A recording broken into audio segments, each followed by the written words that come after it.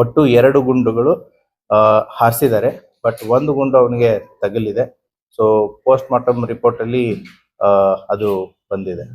So ಯಾವಾಗ ಈ ವಾದ ವಿವಾದದಲ್ಲಿ ಒಂದು ದಿನ ಭಾಗಪ್ಪ ಹರಿಜನ್ ಏನ್ ಹೇಳ್ತಾನೆ ಅಂತಂದ್ರೆ ಪ್ರಕಾಶ್ಗೆ, ನಿನ್ನ ಅಣ್ಣನ್ಗೆ ಆದಂತ ಗತಿನೇ ನಿನಗಾಗತ್ತೆ. ಸೊ ಈ 4 ಜನ ಸೇರಿ ಅವತ್ತಿನ ದಿನ 11ನೇ ತಾರೀಕು ರಾತ್ರಿ 9ವರೆಗೆ so over a period of time watch ಮಾಡಿರ್ತಾರೆ. ಯಾಕಂತಂದ್ರೆ ಪ್ರಕಾಶ್ನಿಗೂ ಕೂಡ ಈ ಭಾಗಪ್ಪನ ಎಲ್ಲ ಮೂವ್ಮೆಂಟ್ಸ್ಗಳು, ಎಲ್ಲಿ ಹೋಗ್ತಾನೆ ಎಲ್ಲಿ ಬರ್ತಾನೆ ಕೂಡ ಗೊತ್ತಿರುತ್ತೆ. ಯಾಕಂತಂದ್ರೆ they were part of the same team. So ಆ ಹಿನ್ನೆಲೆಯಲ್ಲಿ ಅವತ್ತಿನ ದಿನ ಇದನ್ನ ವಾಚ್ ಮಾಡಿ ಸೊ ಒಂದು ಆಟೋ ಒಂದು 2 ವೀಲರ್ದಲ್ಲಿ ಏನು ವಾಕ್ ಮಾಡ್ತಾ ಇರ್ತಾನೆ, ಆ ಸಂದರ್ಭದಲ್ಲಿ ಬಂದು ಆತನನ್ನ ಈ ಪಿಸ್ತೂಲು, ತಳವಾರು ಮತ್ತೆ ಈ ಕೊಡ್ಲಿಯಿಂದ ಮಾರಣಾಂತಿಕವಾಗಿ ಹಲ್ಲೆ ಮಾಡಿ ಕೊಲೆ ಮಾಡಿ ತಪ್ಪಿಸ್ಕೊಂಡಿರ್ತಾರೆ. ಅದು ಕರೆಂಟ್ ತೆಗೆಯೋದು ಭಾಗಪ್ಪ ಹರಿಜನನ ಒಂದು ಹಾಬಿ. ಆತನ ಮೂವ್ಮೆಂಟ್ ಆಗಿರ್ಲಿ ಅಥವಾ ಆತ ಎಲ್ಲಿದ್ದಾನೆ ಅಂತಂತೇಳಿ, ಯಾಕಂದ್ರೆ ಸಾಕಷ್ಟು ವೈರಿಗಳಿದ್ರು.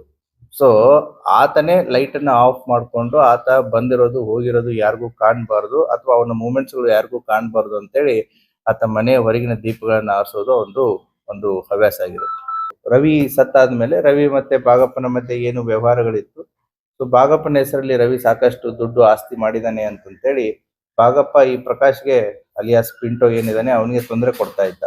ಸೊ ಮನೆ ಆಗಿರ್ಬೋದು, ಕಾರ್ ಆಗಿರ್ಬೋದು, ದುಡ್ಡು ಆಗಿರ್ಬೋದು, ಏನ್ ಮಾಡಿದಾನೆ ಅದನ್ನೆಲ್ಲ ನನ್ನ ಹೆಸರಿಗೆ ಮಾಡಿ ಅಂತ.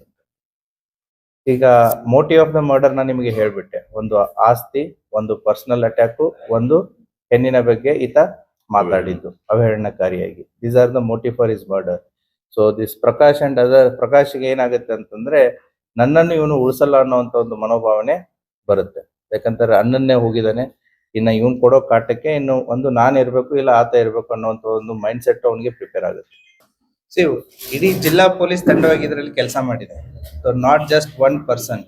ಸೊ ಎಡಿಷನಲ್ ಸ್ಪೀಡ್ ಇಟ್ಕೊಂಡು ಜಿಲ್ಲೆಯ ಹಲವಾರು ಇನ್ಸ್ಪೆಕ್ಟರ್ಸ್ ಗಳು ಕೂಡ ಇದರಲ್ಲಿ ಕೆಲಸ ಮಾಡಿದ್ದಾರೆ. Mainly city sub division officers have put up lot of efforts.